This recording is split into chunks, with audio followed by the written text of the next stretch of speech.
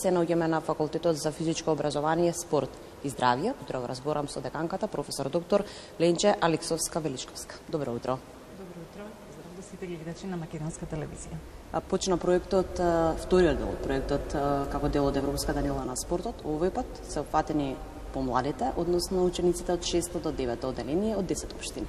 Да, почнавме заедно со Агенцијата Спорт и млади и Министерството за образование, еден многу интересен проект, а тоа е селекција, идентификација и мотивација на младите, не само оние што се бават со спорт, меѓутоа има и дечиња кои што немаат можности да одат на спорт, да ги однесат нивните родители од различни причини, и нашата цел е сите тие дечиња да ги диагностицираме, значи да направиме проверка на нивните моторички перформанси и потоа да дадеме одредена аналитика до нивните родители и воопшто, не само диагностика, туку и селекција на тие деца, во кои спортови подоцна ќе се насочат, затоа што различно е дали индивидуален или колективен спорт, во зависност од генетиката, во зависност од срединските карактеристики кои што ги формираат децата нели како личности, така да ќе имаме неверојатна диагностика, затоа што ова е институт за научна истражувачка работа, имаме најсофистицирани инструменти кои што ги применуваме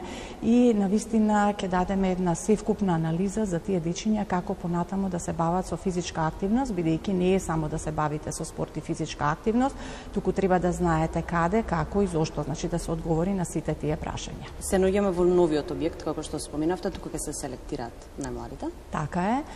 Како што кажав, ова е еден објект кој што го ревитализиравме. Значи, ова е објект сега, институт, кој што постои веќе едно 5 години. Меѓутоа, сега е во ново руво. Навистина сме многу среќни кој што го завршивме и ќе направиме една официјална промоција. Исто така, проектот носи, нели како што кажавме, и мотивација, затоа што самиот професор секако дека е свесен дека представува модел за тие деца и какво е неговото однесување, многу децата и од него ќе научат. Така ќе се направи мониторинг не само на наставникот по физичко образование, туку и воопшто на наставата по физичко образование, па можеби ќе следи и ревидирање за наставата од 6 до 9 оделение. Ова е проект кој што е поддржан од Агенцијата за млади и спорт. Колку професори ќе бидат дел од него? Па ќе бидат присутни и во целото истражување, ќе бидат ангажирани некаде околу 15 на професори, тоа се експерти кои што се дел од оваа институција. Инаку ние навистина по завршувањето на целиот овој проект имаме поставено повеќе цели на кои што треба да одговориме, така да ќе бидат вклучени речиси сите професори, бидејќи ова е пилот истражување, значи со одреден број на училишта низ цела Македонија. Откако ќе добиеме комплетната диагностика, наша цел, како што кажав, ќе биде тие деца да ги насочиме, да ги потикнеме, да ги мотивираме, да им помогнеме да го изберат спортот. Дури еве вчера имаше една многу интересна ситуација која ги прашавме, имаше еден дел воопшто не се бават со спорт, еден дел се бават со спорт онака баш професионално, а третиот дел се занимаваат со 2 до 3 спорта. Така да и тие самите не знаат се уште на кој спорт да се насочат, меѓутоа бидејќи физичката активност е биолошка потреба на човекот, ние секогаш напоменуваме за да се биде здрав, мора да се биде физички активен и тоа системски, плански, значи секојдневно, и затоа се потребна е оваа експертиза.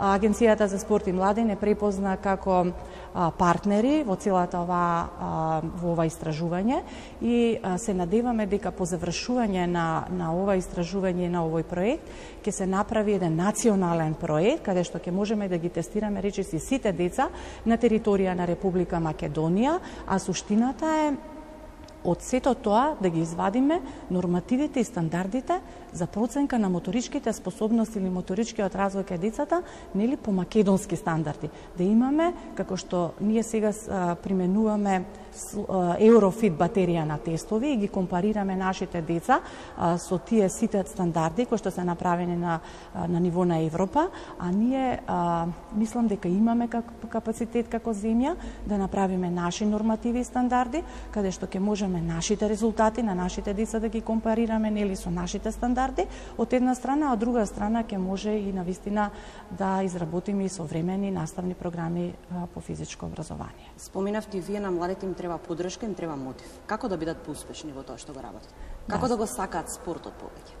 Така е, ние сите за децата сме природни модели. Почнувајќи од семејството, знаете, тоа е еден агент на социализација, каде што многу значи како родителот се однесува дома, така ќе се однесуваат децата. Понатаму како што растат децата, тие одат во градинки, основни, средни училишта и навистина ние како институција имаме една позитивна психологија, затоа што во 2019 година се воведе професор по физичко од прво до пето со тандем наставата, токму поради ова создавање на едни спортски навики. Не мора сите да завршат во врвниот спорт, значи имаме и развоен и рекреативен спорт и ние самите со нашето однесување, дали ние сме физички активни, како ние се однесуваме, значи и децата тоа го копираат и потоа го продолжуваат или не. Значи си поставуваат одредени прашања, дали имам јас бенефит или немам бенефит.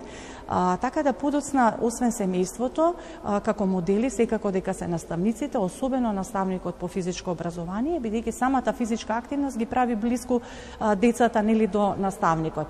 Затоа наставникот представува еден природен модел за се што она сакаме да постигнеме. Дали е тоа мотивација, дали се оние олимписки вредности на личноста кои што треба да ги развиваат, дали се оние етички норми нели на добро однесување. Сето тоа можеме да го направиме преку физичката активност, односно преку спортот.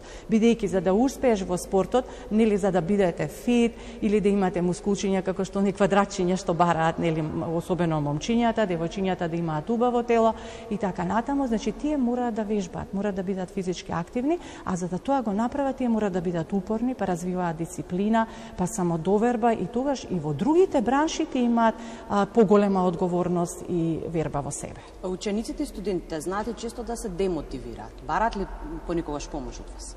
Па како не? Мојата професија е спортска психологија, секако дека бараат. Ние постојано им помагаме и постојано ги потикнуваме, меѓутоа секогаш посочуваме дека спортот и спортската активност или како сакате физичката активност е директен мотиватор за да вие бидете здрави, за да тие бидат и мотивирани и здрави, затоа што и менталното здравје и физичкото здравје секогаш одат заедно, значи не се поделени. Секогаш постои табу тема, значи долги години дека кога се работи за спорт и кога се работи за физичка активност, ние ги развиваме само мускулите.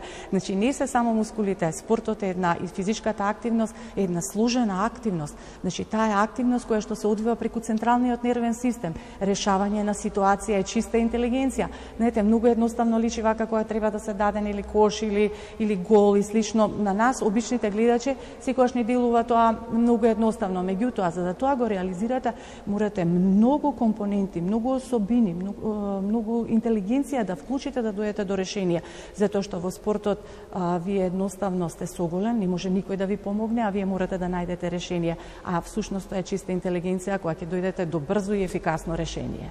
Секогаш подршка за спортот, на што се насочувате во наредниот период, ќе има ли дополнителна збогатена настава за вашите студенти?